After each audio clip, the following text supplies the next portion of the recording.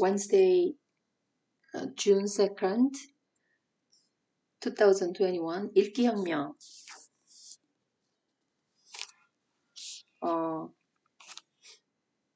having, 더 having. 소제목 30일, 있음을 입력하라. 어쩌면 서유는 파리에서 이미 무의식의 힘에 대해 이야기해 준 것일지도 몰랐다. 편안하지 않다는 마윤의 말.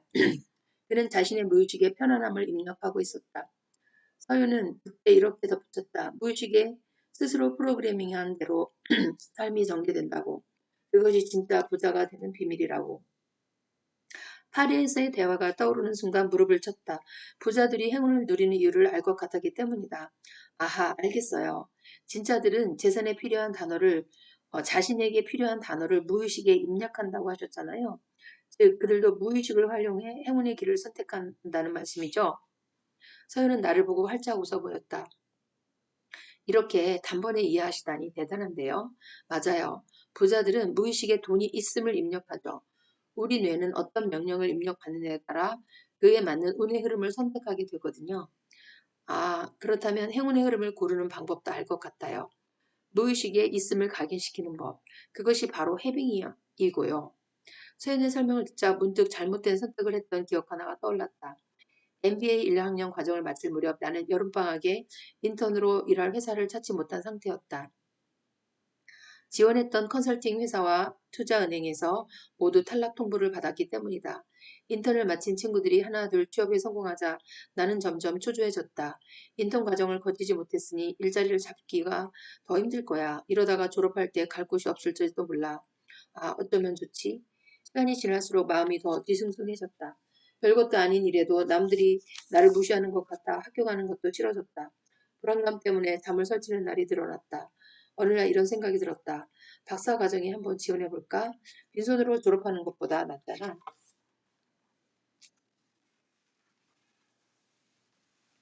좋은 사람들도 나를 우습게 보지 않을 거야. 뜬금없이 박사에 지원하려고 하니 준비할 것들이 너무 많았다. 필수 과목을 이수해야 했고 시험도 추가로 치러야 했다. 나는 11살, 10살 어린 학생부들과 학부생들과 함께 미적분 및 실외석학 수업을 들었고 도서관에 앉아 GRE, 미국 대학원 입학 자격시험 공부에 매달렸다. 취업을 알아보거나 인터뷰를 준비할 시간은 당연히 없었다. 하지만 몇 달 동안 전력 투구한 결과는 참담했다. 지원한 학교에서 모조리 낙방한 것이다. 탈락을 알리는 편지가 올 때마다 나는 전쟁에서 패한 병사처럼 피폐하고 비참해졌다.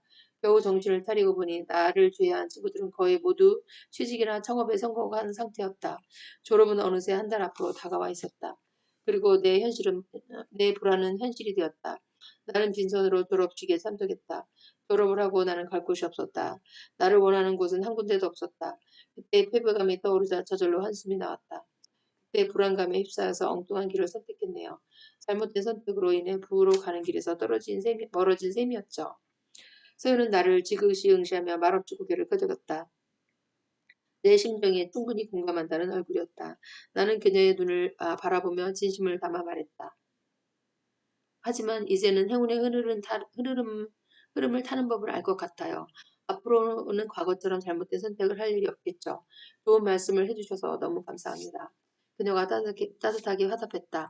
과거를 정의하는 것은 현재예요. 지금 깨달음을 얻었는데 도움이 되었다면 그 과거는 가치 있는 재산이 된 셈이에요. 게다가 감사함은 더 큰 행운을 불러들이곤 하죠. 행운의 과학은 성공해서 행복하기보다 행복해서 성공하기를 가르치거든요. 부자들은 무의식에 구루즈 코치. 부자들은 무의식에 돈이 있음을 입력하죠. 우리 뇌는 어떤 명령을 입력하느냐에 따라 그에 맞는 운의 흐름을 선택하게 되거든요. 과거를 정의하는 것은 현재예요. 지금 깨달음을 얻는 데 도움이 되었다면 그 과거는 가치 있는 재산이 된 셈이에요. 게다가 감사함은 더 큰 행운을 불러들이곤 하죠. 행운의 과학은 성공해서 행복하기보다 행복해서 성공하기를 가르치거든요. 음. 페이지 274 사례 해빙으로 운명의 상대를 만나다. 선생님, 저는 결혼할 사람을 만나고 싶어요. 지금까지 만난 남자들은 모두 형편이 어려운 사람들이었어요. 빚이 있거나 직업이 없는 사람들이 대부분이었죠. 솔직히 말씀드리자면 앞으로는 경제적으로 여유 있는 남자를 만나고 싶습니다. 30대 중반의 미혼 여성이 소연을 찾아와 조언을 구했다. 명문대를 졸업하고 제약회사에서 매니저로 일하는 그녀에게는 말 못할 사정이 있었다. 풍족한 가정 환경에서 성장했으나 대학 시절 집안이 급격히 어려워지면서 동생들의 학비와 생활비까지 벌어야 했던 것이다. 그녀를 보고 서연이 따뜻하게 말했다. 금전에 대한 절박함이 같은 주파수를 가지고 있는 사람들을 끌어당기는 듯 하네요. 우선 돈의 즐거움과 유익함에 초점을 맞추어 보면 어떨까요? 앞으로 1년 안에 좋은 인연을 만날 수 있을 겁니다. 음,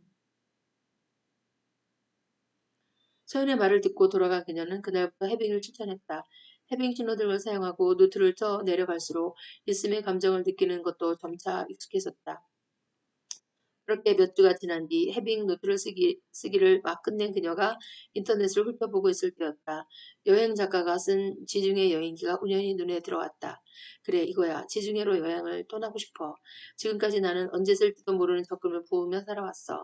하지만 앞으로는 돈이 주는 즐거움을 누리며 살겠어. 해빙 신호등으로 확신을 얻은 그녀는 펀드를 해약하고 그 돈으로 크루즈 여행을 떠났다. 꿈같은 여행이 막바지에 다다를 무렵 지중해 카페에 앉아 해빙 노트를 적고 있는 그녀에게 누군가 말을 걸어왔다. 실례가 안 된다면 잠깐 합석해도 될까요? 고개를 들자 서글서글한 느낌의 동년기의 미국인이 서 있었다. 대화를 나누다 보니 둘 사이에는 공통점이 많았다. 가난한 이민자 가정에서 자란 그 역시 자신의 힘으로 사업을 성공시켜 집안을 일으킨 사람이었다. 두 사람의 대화는 진지한 만남으로 이어졌다. 이듬해 그녀는 그와 결혼해 미국으로 떠났다. 그 후 소연에게 쓴 편지에서 그녀는 이렇게 말했다. 귀한 가르침 덕분에 제 마음이 행운을 불러온다는 사실을 알게 되었습니다. 나아가 분명 운명적인 인연도 만날 수 있었지요. 지금도 우리 부부는 날마다 해빙을 실천하며 있음에 감사하고 있습니다. 남편의 사업도 나날이 번창하고 있지요. 진심으로 감사드립니다. 음, 소제목 32 상생. 행운의 흐름을 타고 나아갈 생각을 하니 가슴이 설레었다. 이런 나를 보고 흐뭇한 미소를 짓던 서윤이 이렇게 말했다. 여기서 행운의 비밀을 하나 더 소개할까 해요. 네, 꼭 듣고 싶어요. 그녀는 나에게 받은 커피를 가리키며 자정하게 말했다. 오늘 이 커피를 너무 감사하게 받았어요. 여기서 시간을 잠깐 돌려서 이걸 사던 때로 돌아가 볼까요? 그때 어떤 마음이셨어요? 발리에서 휴가를 보낸 뒤 나는 환희에 젖어 있었다. 만족스러운 여행, 순간순간 놓여진 행운, 이 넘치는 기쁨을 누군가와 나누고 싶었다. 그때 가장 먼저 떠오른 사람이 서윤이었다. 나를 행운의 길로 이끌어준 소중한 나의 귀인 날이다. 선물을 사는 순간 저를 위해 돈을 쓸 때보다 훨씬 더 충만한 행복감이 느껴졌어요.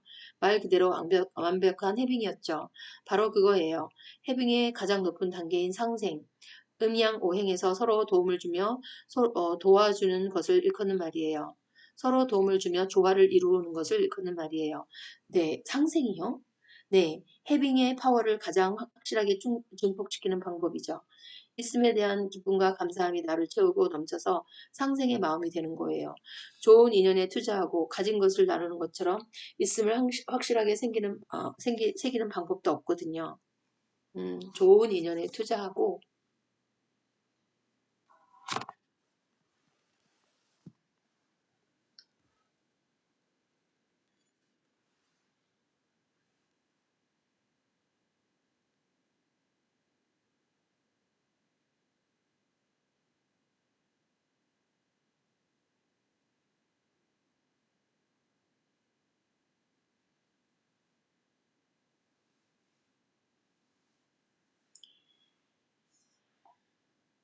좋은 인연에 투자하고 가진 것을 나누는 것처럼 있음을 확실하게 새기는 방법도 없거든요. 그리고 그 마음이 결국 자신에게 더 큰 부로 돌아오게 되죠. 다시 말하면 상생은 자신의 부에 대한 가장 확실한 투자예요.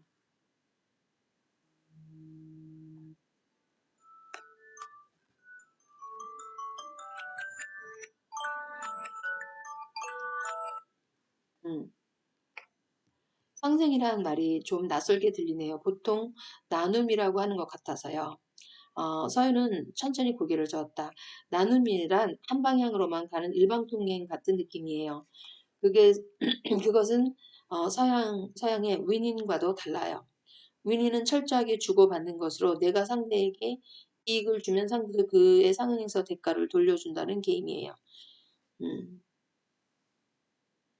주는 만큼 받는다는 뜻이니 나눔의 방향과 크기가 이미 정해져 있는 거죠. 하지만 상생은 꼭 그만큼 보답을 받겠다는 뜻은 아니에요. 아, 무슨 말씀이신지 조금 알겠어요. 상생이란 내가 먼저 베풀면, 음, 상생이란 내가 먼저 베풀면 우주의 에너지가 돌고 돌아 나에게 더 큰 힘으로 돌아온다는 의미예요. 내가 먼저 베풀면, 음, 목, 화, 토, 금수, 로 이루어진 오행의 개념을 생각해보면 이해하기 쉬우실 거예요. 나무가 불에 땔감이 되어주면 불이 흙에 온기를 주고 흙은 땅속에 딱딱한 바위를 만들면 그 바위 사이에서 물이 나오게 되죠. 그리고 물이 다시 한 바퀴를 돌아 나무를 키워주고요. 이것이 자연의 섭리죠. 그 말을 들으며 잠시 상상해 보았다. 내가 나눈 에너지가 눈덩이처럼 드러나 나에게 커다란 풍요를 이끌어오는 모습을.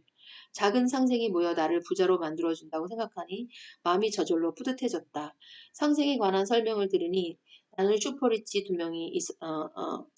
슈퍼리치 두 명이 있었다. 빌 게이츠와 워런 버핏이었다. 1991년 게이츠는 어머니의 소개로 버핏을 처음 만났다. 운명적인 그 만남에 대해 게이츠는 이렇게 회상했다. 사실 그 자리에 가고 싶지 않았다. 그래서 2시간 안에 회사로 복귀하겠다는 조건을 내걸었다. 하지만 워렌 버핏과 만나자마자 우리는 시간은 가는 줄 모르고 대화에 빠져들었다. 빌 게이츠가 기부에 눈뜬 것은 워렌 버핏의 영향이었다. 음. 그가 건네준 빈곤 문제 보고서를 읽은 것이 생각의 큰 전환점이 된 것이다. 2000년 게이츠가 자신의 이름을 따서 재단을 설립하자 2006년에 버핏이 자신의 주식 중 85%를 게이츠 재단에 내놓겠다고 선언했다. 한편 그들은 자신의 돈을 기부하는 것에만 머무르지 않았다. 2010년부터 시작한 기빙 플래지, 재산의 절반 이상을 사회에 기부하자는 운동, 기빙 플래지. 를 통해 다른 부자들의 참여를 독려한 것이다. 게이츠가 자신 재산의 95%, 버핏이 99%를 내놓겠다고 하자 100명이 넘는 억만장자가 그들의 기부 운동에 동참했다. 그렇게 약정된 기부금이 모두 5천억 달러. 두 사람이 보여준 상생에 많은 사람들이 긍정적인 영향을 받은 셈이었다. 여기까지 생각하고 추가로 검색을 해본 뒤 나는 놀라지 않을 수 없었다. 상생을 한 이후 부자의 재산이 2배 가까이 늘어났기 때문이다. 경제신문지 포브스에 따르면 게이츠의 재산은 500억 달러 2006년에서 965억 달러 2018년으로 증가했고 같은 기간 버핏의 부도 420억 달러에서 825억 달러로 크게 뛰었다. 서윤이 말한 대로였다. 상생이 그들에게 더 큰 행운을 불러온 것이다. 게이츠와 버핏도 상생을 통해 해빙의 파워를 증폭시킨 거군요. 서로에게 선한 영향력을 미치며 세상과 에너지를 나눈 결과가 어마어마하네요. 한편으로는 좀 걱정되는 부분도 있었다. 나는 살며시 물어보았다. 그렇다면 저도 억만장자들처럼 기부해야 하는 걸까요? 저같이 평범한 사람에게는 조금 멀게 느껴져서요. 그 방법이나 대상이 꼭 기부를 뜻하는 것은 아니에요. 주변 사람이나 귀인이 그 대상이 될 수 있겠죠. 다만 내 재운에 투자하는 것이기 때문에 신중하게 행동하는 것이 좋아요. 엉뚱한 사람을 보고 투자하면 안 되겠죠. 간단한 방법이 있다면 해빙 신호등을 따라가는 것이에요. 네, 누구한테 투자할지가 중요하다는 말씀이군요. 서윤이 부드럽게 고개를 끄덕인 뒤 힘주어 말했다. 네, 상생이라는 달디단 열매를 맛보기 위해서는 제대로 된 씨앗을 뿌려야죠. 음.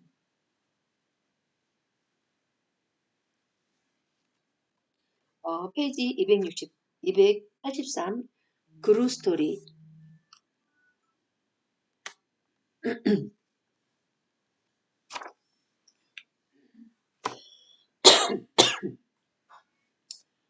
행운의 여신.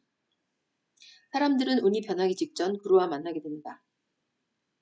기적 같은 행운이 다가오거나 중대한 위기가 코앞에 닥쳐온 그 순간 서인과의 운명적인 교우가 이루어지는 것이다. 운의 갈림길에 놓인 사람들은 서윤 덕분에 커다란 불운을 피할 수 있었다. 행운의 여신, 마음가짐의 대가, 인사이트 퀸. 서윤을 만난 이들이 그녀의 통찰력에 찬사를 아끼지 않는 것도 당연한 일이었다. 행운의 여신, 마음가짐의 대가, 인사이트 퀸. 그러나 서른을 앞둔 서윤은 스스로를 향해 질문을 던지고 있었다.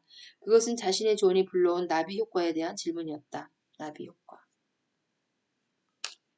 서윤이 이끌어준 덕분에 누군가 경쟁에서 승리했다면 그 결과로 패배한 사람들은 어떻게 해야 하나? 그녀에게 잠을 받고 구조조정을 실행한 회사가 있다면 그곳에서 해고된 사람들은 어떻게 해야 할까? 나비의 날개짓이 커다란 태풍을 불러온 듯 서윤의 존재 또한 많은 사람들의 삶에 직간접적인 영향을 미치고 있었다. 무거운 책임감을 느끼지 않을 수 없는 문제였다. 마음의 고뇌가 깊어가면서 건강에도 이상이 생기기 시작했다. 원인을 알 수 없는 증상들이 나타난 것이다. 방연을 하다가 정신을 잃은 적도 몸을 가누기 힘들 정도로 기력이 떨어졌던 때도 있었다. 병원에서 검사를 받아봐도 특별한 점은 발견되지 않았다. 역설적인 것은 몸도 마음도 힘든 시간을 보내는 동안 서윤의 내공은 나날이 깊어졌다는 사실이다. 이 시대가 어디에서 와서 어디로 흘러가는지, 또 그 흐름 속에서 우리는 어떻게 살아야 하는지, 이 모든 문제에 대해 보다 심오한 통찰을 하게 되었다. 이런 깨달음은 배움으로 얻어지는 것이 아니었다. 문을 열고 다른 방에 들어가듯 어느 순간 저절로 알게 되는 것이었다.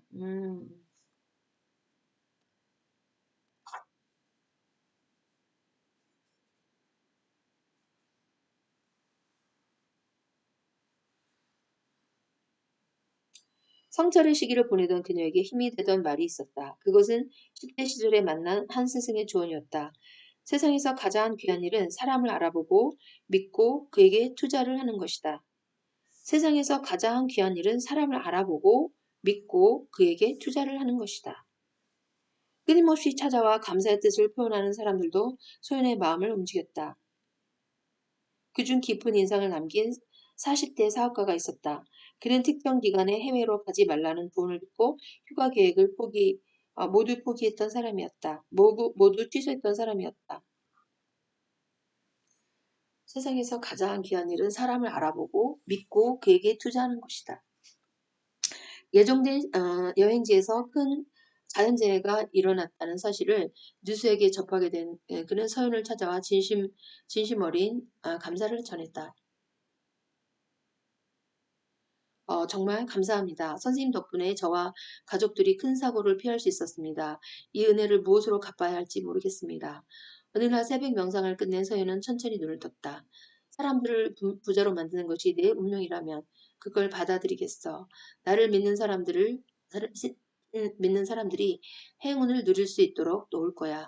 그 순간 어떤 직감이 들었다. 자신이 깨달은 부의 비밀이 언젠가 세상에 알려질 거라는 예감이었다. 그리고 몇 년이 지난 뒤 내가 쓴 간곡한 메일이 그녀에게 도달했다.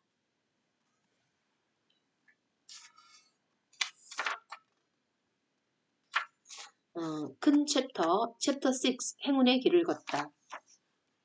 페이지 289, 소제목 33, 대나무 숲. 교토 외곽의 아라시야마 역에 기차가 섰다. 일본 귀족들이 휴양지로 머물던 이 작은 도시에서 나는 서연을 만나기로 했다. 기차에서 내려 역을 나서며 깊게 숨을 들이마셨다. 시원하고 촉촉한 공기가 가슴속을 가득 채웠다. 무심코 하늘을 올려다보며 혼잣말을 했다. 비가 오려나? 우리가 만나기로 한 장소는 영화 게이샤의 추억에 나온 대나무 숲.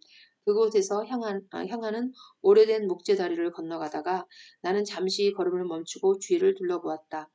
푸른 나무가 우거진 나지막한 언덕 아래 아담한 일본 집들이 옹기종기 모여 있었다. 건너편 언덕에서는 짙은 녹음을 담은 듯 시원한 바람이 불어왔다. 그 맑은 바람을 들이마시자 숲의 향기가 온몸에 퍼져가는 듯했다. 아, 시원하다. 숨쉬는 것만으로도 저절로 해빙이 되는 기분이었다. 해빙을 처음 할 때는 모든 것이 낯설게만 느껴졌다. 어떤 때는 해빙을 깜빡깜빡 잊어버리기도 했다.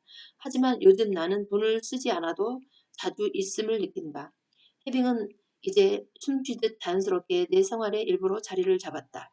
생각에 잠긴 채 걸음을 옮긴다 보니 어느새 약속 장소에 가까워지고 있었다. 저 멀리서 대나무 숲을 고요히 바라보는 서윤이 보였다. 안개 낀 대나무 숲속에서 검정 패턴의 랩 원피스의 차림의 서윤은 마치 화폭에 담긴 동양화 같았다. 서윤과 인사를 나누고 얼마 지나지 않아 한두 방울씩 비가 떨어지기 시작했다.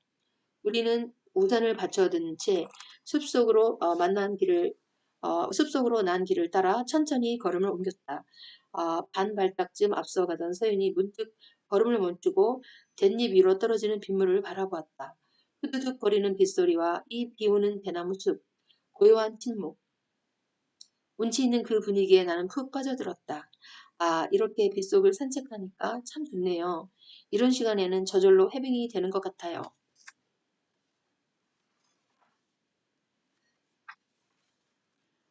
내 말에 서윤은 친밀한 미소로 화답했다. 숲에서 완전히 벗어날 때쯤 서서히 비가 잦아들었다. 우리는 나루터에 대기하고 있던 작은 배를 타고 서윤이 머무는 료칸으로 향했다. 배에서 내린 뒤 만만한 언덕길을 올라가자 100년은 됐음직한 고택이 모습을 드러냈다. 고즈넉한 일본식 정원과 작은 연못을 지나 건물한 식당에 자리를 잡았다. 창밖으로 보이는 나뭇잎에는 작은 물방울들이 맺혀 있었다. 살랑이는 바람에 물방울들은 나뭇잎과 함께 흔들렸다. 곧 첫 번째 요리가 우리 앞에 놓였다. 겨자 소스를 사용한 가지 요리와 송어 롤, 작은 생선구이, 감자 누들이 대나무 살로 쌓인 접시 위에 아기자기하게 놓여 있었다. 나도 모르게 탄성이 나왔다. 우와, 너무 예뻐요. 무엇부터 먹어야 할지 모르겠어요. 서연이 훈제 송어를 집어드는 것을 보고 나도 같은 것을 골라 입에 넣었다. 고소한 밥알이 그윽한 향과 어우러졌다. 입안 가득 기분 좋은 만족감이 퍼져갔다. 나는 머릿속에 떠오르는 생각들을 정제해 말해보려 했었다. 지난번에 혼자 있는 시간을 가지라고 하셨잖아요. 그래서 요즘 헤빙 노트를 쓰면서 조용히 생각을 정리하고 있어요. 그럴 때는 왠지 내면의 목소리가 들리는 것 같기도 하고 마지막 말은 자신이 없어서 살짝 얼버무렸다. 요즘 나는 스스로에게 이런 질문을 던지곤 한다. 과연 내가 진정 원하는 삶은 무엇일까? 어떻게 해야 내가 원하는 삶을 향해 나아갈 수 있을까? 혼자만의 고요한 시간을 가지며 해빙을 하다 보면 때로는 마음속에서 희미한 음성이 들리는 듯도 했다. 하지만 그 내용이 무엇인지는 아직 분명치 않았다. 내 말을 듣고 서연은 따뜻하게 대답했다. 평상시 우리의 눈은 세상과 다른 사람을 향해 있죠. 하지만 혼자 있는 시간을 가지게 되면 그 눈이 나를 자신에게 돌릴 수 있어요. 그 눈을 나 자신에게 돌릴 수 있어요. 그럼으로써 스스로와 소통하는 법을 배우는 거죠. 서연이 말이 끝나자 단정한 접시에 몇 점의 회가 정갈하게 놓여 나왔다. 나는 한 점을 집어 입에 넣었다. 부드럽고 감칠맛 나는 생선이 입안에서 사르르 녹았다. 그 맛을 음미하며 나는 일본에 오기 전 새롭게 발견한 사실을 떠올렸다. 그날은 카드 청구서를 받은 날이었다. 메일로 전송된 청구서를 열기 전에 나는 눈을 감고 마음을 가다듬고 있었다. 그래, 해빙을 하면서 즐겁게 돈을 썼으니 카드값이 더 많이 나왔을지도 몰라. 설령 그렇다고 해도 동요하지 말자. 내 감정을 이용해 더 많은 돈을 끌어당기고 있으니 별 문제 없을 거야.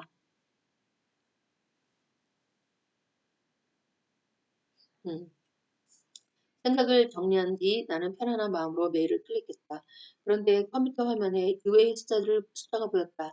지난달보다 청구액이 줄어든 것이다. 어떻게 된 거지? 내 생활은 그대로인데 왜 카드값이 더 적게 나왔지? 이전 메일함을 뒤져 해빙을 하기 전에 받은 고지서들을 확인해 보았다. 어디 보자. 그때는 10만 원짜리 바지를 충동 구매했었구나. 일 때문에 스트레스 받는다고 홧김에 질렀었지.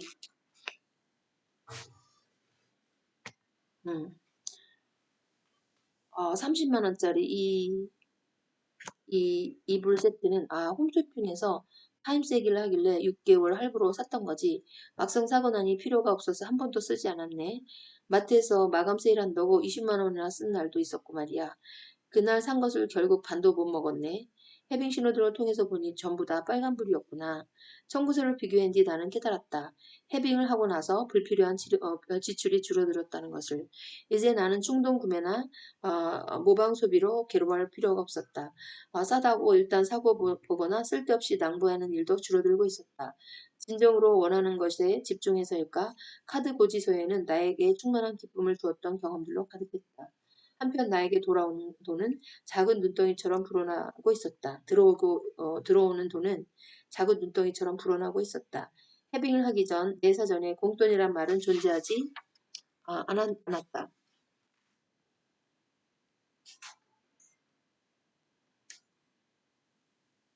하지만 최근에는 생각지도 않은 돈들이 턱턱 들어오곤 했다. 때로는 수십만 원, 어떤 때는 수백만 원까지도 늘 바닥이던 통장엔 바닥을 드러내던 내 통장은 이제 물이 찰랑거리듯 여유로운 잔고를 유지하고 있다. 여기까지 생각이 이른 나는 감탄하며 말했다. 사실 해빙을 하면 더 돈을 많이 쓰게 될 줄 알았어요. 그런데 제 소비 생활을 돌아보고 놀라운 사실을 알게 되었죠. 나가는 돈은 줄어드는 반면 들어오는 돈이 늘어나고 있더라고요. 너무 신기했어요.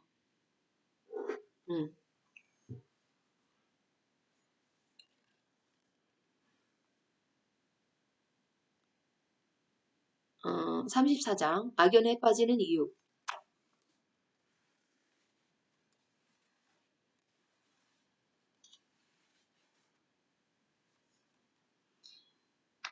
음, 내가 해빙 이후 악연에 빠지는 이유 295쪽. 내가 해빙 이후 경험한 삶의 작은 변화들에 대해 이야기하고 있을 때 메인 요리가 나왔다. 지글거리는 와규 스테이크와 자연산 버섯구이였다. 거기에 찰기 가득한 밥까지 먹고 나자 따뜻한 충족감이 밀려왔다. 식사가 마무리되어 갈 무렵 나는 해빙을 하면서 궁금했던 점을 물어보았다.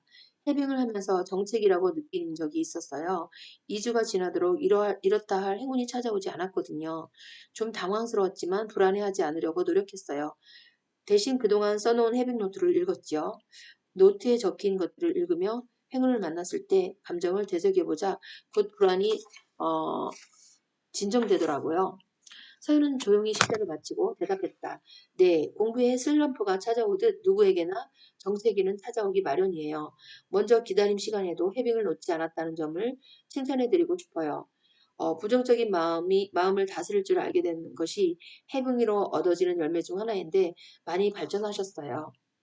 이어서 그녀는 기다림에 대한 고전 하나를 해석해 주었다. 기다릴 때 가장 필요한 것은 믿음과 확신이다. 믿음과 확신이 있다면 그 기다림에 두려움이 없고 끝이 좋을 수밖에 없다. 때가 왔다는 것은 청하지 않은 새 손님이 새 손님이 오는 것으로 알 수 있다. 그들은 하늘과 땅 그리고 사람이다. 음.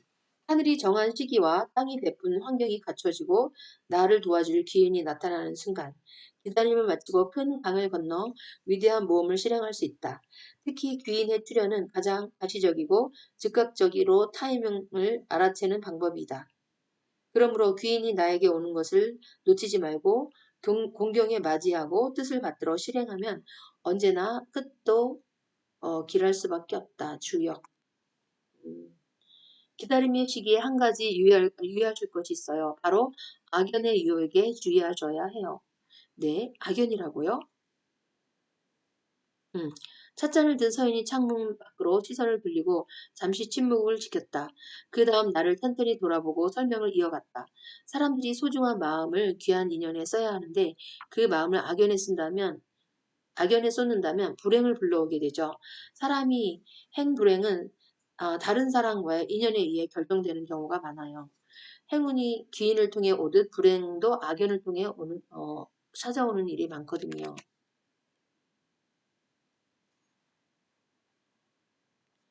그 말을 듣고 보니 기자 시절 출입하던 경찰서 안 풍경이 떠올랐다. 그곳에는 악연 때문에 소송이나 폭력에 휘말린 사람들로 가득했다. 빚보증을 잘못 썼다가 재산을 날린 사람, 사기꾼에 속아 큰 돈을 잃게 된 사람, 상속 문제로 싸움을 벌이다 경찰서에 오게 된 이들까지 다양한 사람들이 다양한 사연으로 울고 분노하고 고함치고 있었다. 악연 때문에 고생했던 후배의 하나도 떠올랐다. 몇 년 전 어, 모임에서 봤을 때 그는 새로 사귄 여자친구와 함께 있었다. 몇 달 전 주식으로 큰 돈을 잃은 경험이 있던 후배는 그 스트레스와 상실감을 잊기 위해서 연애에 몰입하는 듯 보였다. 그리고 몇 달 후 나는 놀라운 소식을 듣게 되었다. 그녀가 후배에게 수천만 원을 빌린 뒤 갑자기 사라졌다는 것이다. 심지어 그녀는 후배의 친구들에게도 접근해 이런저런 핑계를 대며 몇백만 원씩 뜯어간 상태였다. 후배 입장에서는 돈은 물론 친구까지 잃게 된 사건이었다. 그 이야기를 떠올리자 악연이 얼마나 무서운지 실감할 수 있었다. 나는 몸서리치며 말했다. 생각만 해도 끔찍하네요. 그런데 왜 하필 기다림의 시간에 악연에 취약해지는 걸까요? 안타깝다는 표정을 지으며 서연이 대답했다. 악연은 악마의 키스와도 같아서 사람의 마음 중 약한 부분을 파고들어요. 대부분의 악연들이 처음에는 무척 달콤하게 느껴지죠. 음. 마치 입에서만 달고 몸에는 나쁜 음식처럼요. 그래서 마음이 흔들리고 있을 때라면 악연에 굴복하기 더 쉬워요. 그럼 악연의 함정에 빠지지 않기 위해서는 어떻게 하는 것이 좋을까요? 사람들이 악연에 쉽게 빠지게 되는 이유는 과도한 기대 때문이에요. 과도한 기대.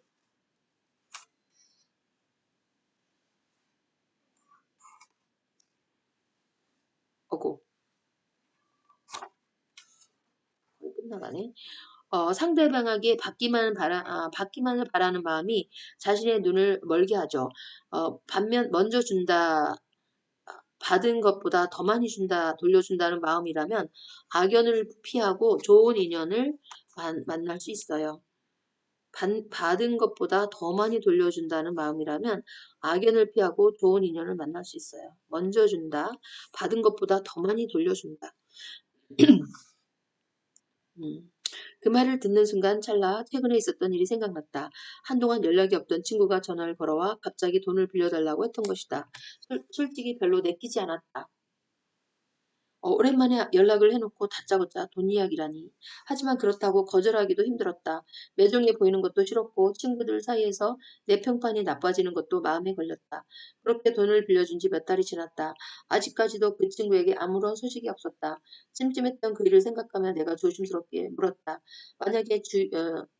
만약에 주위에 이미 악연이 있다면요? 소연이 차분하지만 단호한 어조로 말했다. 악연을 끊어야죠. 지나고 보면 악연에 얽힌 사람들은 대부분 무력해 보였다. 나쁜 인연인 걸 알면서도 그것을 어떻게 하지 못하는 경우가 많았다. 악연은 끊어야 된다. 음. 하지만 소연의 말을 통해 다음과 같은 지혜를 얻을 수 있었다. 우리에게는 악연에서 벗어날 수 있는 내면의 힘이 있다고. 주인을 믿고 따르면서 자신에게 있는 그 힘을 뛰어나가면 된다고. 한편으로는 가슴이 벅차 올라왔다. 서영과 같은 귀인을 만나게 되다니 나는 속으로 조용히 되뇌었다.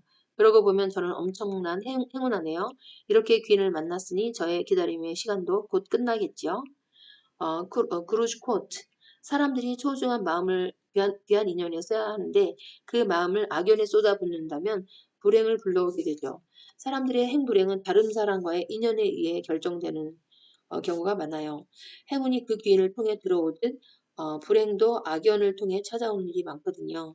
사람들이 악연에 쉽게 빠져야 되는 이유는 과도한 기대 때문이에요. 상대에게 받기만을 바라는 마음이 자신의 눈을 멀게 하죠. 반면 먼저 준다, 받은 것보다 더 많이 돌려준다는 마음이라면 악연을 피하고 좋은 인연을 만날 수 있어요. 300조까지 읽었습니다. 2021년 2월 16일에 한번 읽었었는데 오늘은 어, 오늘 it's Wednesday 수요일 June 2nd 2021